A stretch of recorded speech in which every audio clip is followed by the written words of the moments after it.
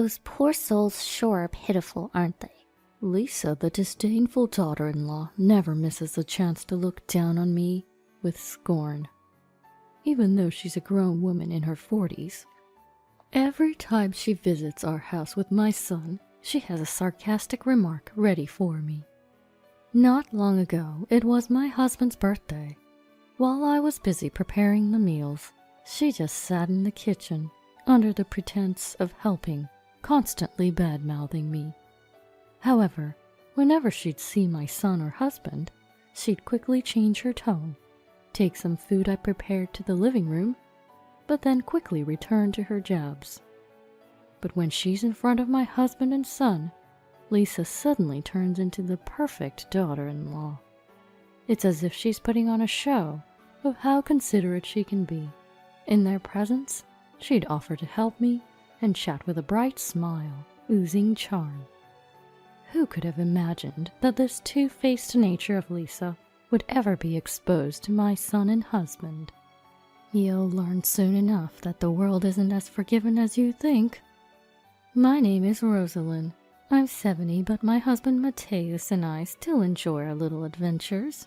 Our son Anthony is a 43-year-old office worker, married to Lisa for about 5 years now. Before getting married, Anthony had moved out, and for a while, it was just Mateus and me at home. Then, out of the blue, Anthony brought Lisa home, mentioning they were seriously considering marriage. We were quite taken aback, as he had never brought anyone home like that before. Turns out, Lisa's father runs a well-known company, making her somewhat of a princess. One can't help but wonder how my son met someone like Lisa. We live in a small town, and that company is the most popular grocery store in the neighborhood. The company's employees, including, of course, Lisa's father, often shop there, and I frequent the place myself. Anthony sometimes stops by to shop on his way home from work. Maybe their paths crossed there without my knowledge. I haven't gotten the full story, but apparently, Lisa's father took a liking to Anthony and initiated the match with Lisa. At first, seeing Lisa's graceful demeanor, my husband and I were thrilled, but we soon discovered her truly unpleasant nature. The couple lives just a short 10-minute drive away, so they visit often. Mateus and I love visiting antique bookstores. Upon learning this, Lisa once scoffed, "Why bring home such old junk, collecting trash?" Knowing I like to walk to shops, even if they're a bit far, she'd mockingly laugh. "Can't afford bus or train fare? How poor can you be?" She only spouts these insults when my husband and son aren't around. She's meticulous about spewing venom only when she's certain I'm the sole audience. For instance, when Mateus begins to rave about our antique bookstore visits, she'd gleam, saying, "Old items have a unique charm, don't they? It's fascinating to connect with things lost to time. Such a wonderful hobby."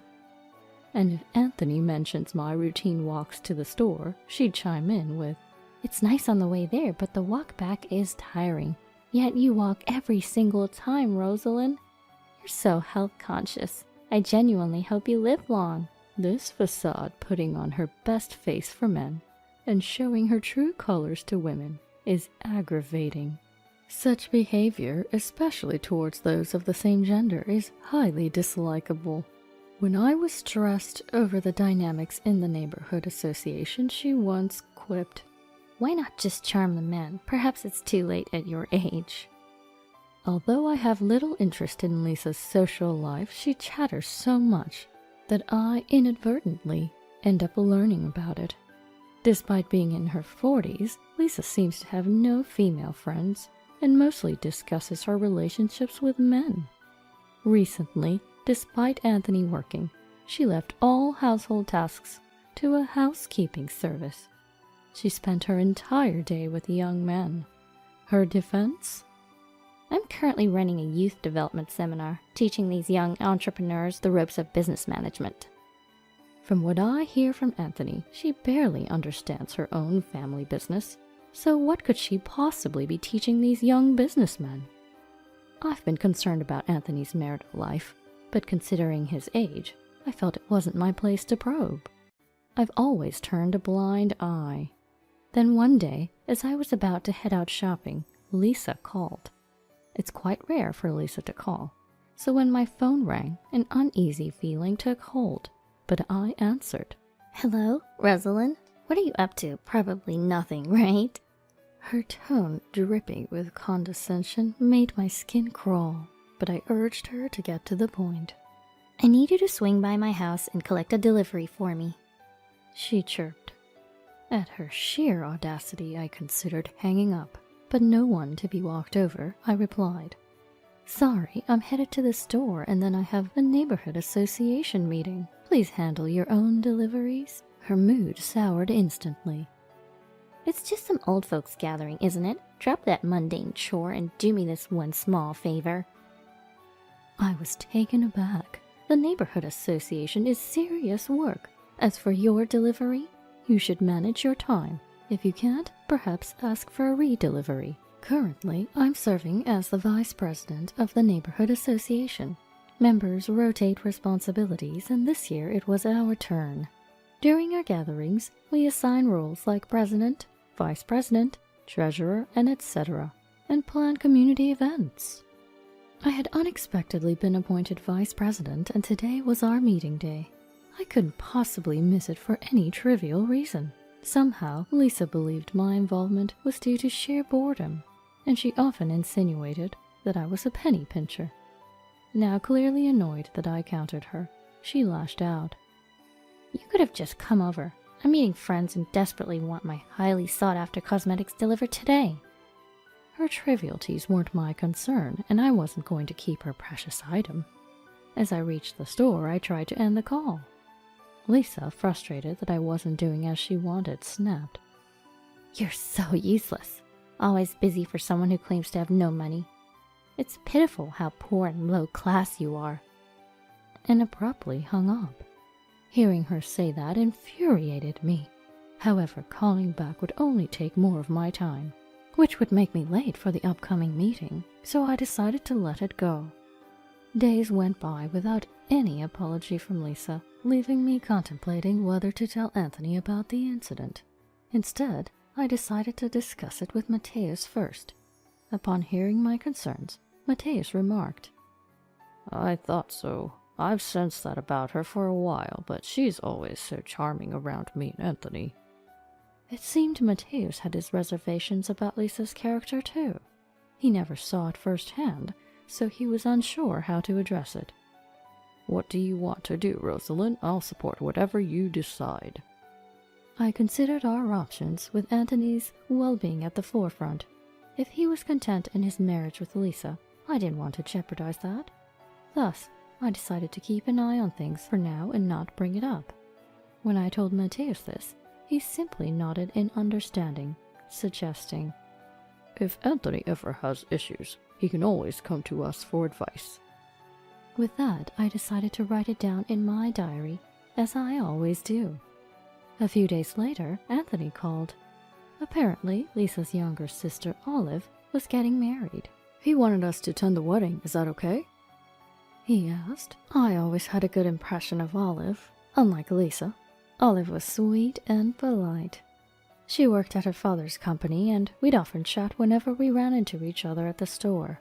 She always came to chat with me whenever she spotted me. She came to Anthony and his wife's wedding, greeting us warmly and showing proper manners to all other relatives. It's baffling how different two siblings can be.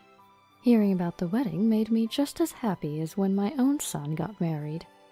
My husband and I nodded in agreement and decided to casually ask our son about his married life with Lisa. Ah, well, he hesitated and then went silent for a while. When I told him he can always talk to us about anything, he responded vaguely and quickly hung up.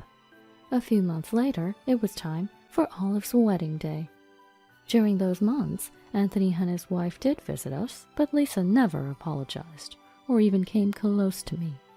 Not that I minded. And then, the day of the wedding arrived. As the reception started, it was clear that Lisa had too much to drink and was pretty tipsy by the middle of it.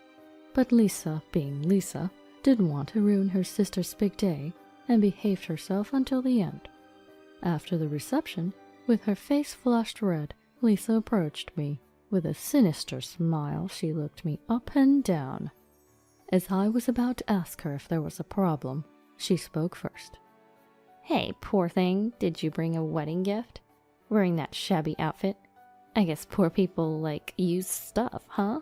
She slurred her words because of the alcohol, but her disdain was clear. Maybe it was the alcohol talking, but she was acting big not just in front of me, but also my husband and other relatives. From the corner of my eye, I could see my husband's puzzled expression. Lisa's comments were enough to stir whispers among the relatives. Some stared at her, others looked pale and shocked. But Lisa, undeterred, continued. Even at your age, working a part-time job to make money and still wearing such a tacky dress is pathetic. Look at my beautiful dress. Guess that's all you can afford. Amid her boisterous laughter, Olive, looking upset, stepped in. It seemed the loud conversation had caught Olive's attention. Hey sis, what are you saying? Though Olive scolded her, Lisa for a moment looked guilty, but quickly reverted to her spiteful self. Just look, Olive. That dress looks so old and secondhand. Do you not know? This dress was specially ordered for our wedding. Yes, this dress, out of respect for Olive, who I love dearly, was custom made for this celebration. And the jewelry I wore with it? Timeless pieces that will shine forever. I've been considering gifting this jewelry to Olive as a celebration gift. Before the ceremony began, I visited Olive to offer my personal congratulations. Olive, being the observant person she is, did not miss noticing my dress and jewelry. We talked about it, and I mentioned my plans to pass them on to her. Naturally, Olive declined the offer, but considering her like a daughter to me, I insisted, and she eventually accepted, tears in her eyes. Ideally, I would have done this for Lisa. However, due to her continuous actions, the thought never crossed my mind. Upon hearing Olive's words, Lisa's mood shifted dramatically. She snatched a glass from our table, wine sloshing dangerously close to the rim. Why would you do that for Olive? It should be for me. The wine was on the verge of spilling from the high-raised glass. Before she could make a scene, Anthony and the groom intervened. "What the hell are you doing, Lisa?" Shouting back, Lisa became even more defensive. In her agitation, she spilled wine all over herself. All present watched in stunned silence as wine dripped from her chin. Recovering quickly, Lisa's face went pale. This dress was expensive to rent. Shouting loudly, she grabbed a nearby cloth and began wiping her dress with it. That cloth was the tablecloth from our table, and it quickly soaked up the wine, turning a deep shade of red. You ruined my dress. You better pay for the dry cleaning. Just because you're poor doesn't mean you get a pass. At her unjustified outburst, Anthony finally lost his patience. Holding her arm, he shouted, "You keep calling her poor, but you know the company you're living off of? It's supported by both her and Dad." Hearing those words, Lisa stood in shock, mouth agape. We've never had financial troubles. Before my husband retired, he worked for a major corporation, and while he was away, I took an interest in the stock market. But just studying it became mundane, so I started buying a little stock to get hands-on experience. Fortunately, I was able to profit from those stocks. Eventually, when our son got married, I decided to invest in the company of the two fathers from the dividends I had received over the years. I wasn't expecting anything in return. I just wanted to show my gratitude for all the help they've given our son. Almost everyone at the venue knew about my investment, so they all gave Lisa cold stares because of her recent rude behavior. Anthony was furious, and Olive looked distressed. Lisa took a few steps back, her eyes darting around. Lies, all lies. There's no way this poor woman could do that. Still referring to me as poor, Anthony clenched his fists in anger, ready to lash out, while Olive shook her head on the verge of tears. Enough, Lisa! You've never even worked a day in your life, and yet you're acting so rude to Rosalind and calling her poor. Do you know she's been helping my father's company to make sure they don't face any difficulties? My mom has always been planning for a future, yet you, behind closed doors, you've always treated her horribly. The venue fell silent, the cold glares directed at Lisa, the sympathetic looks for me. No one was on Lisa's side anymore. Perhaps sobered up by the situation, Lisa sank to her knees, head drooping. Anthony knelt beside her, and while we all thought he might console her, he instead said, "Lisa, this is the last straw. I want a divorce." She immediately looked up, refusing, like a child. Holding on to Anthony's arm, Lisa finally broke down in tears. Everyone began to leave the scene. Some gave me concerned glances, while others looked away. While I caught glimpses of various reactions around me, I kept my gaze fixed on Lisa. Up to this point, Lisa hadn't apologized to me even once. Despite discussions of divorce with Anthony, she still hadn't said sorry. Anthony took Lisa to another room.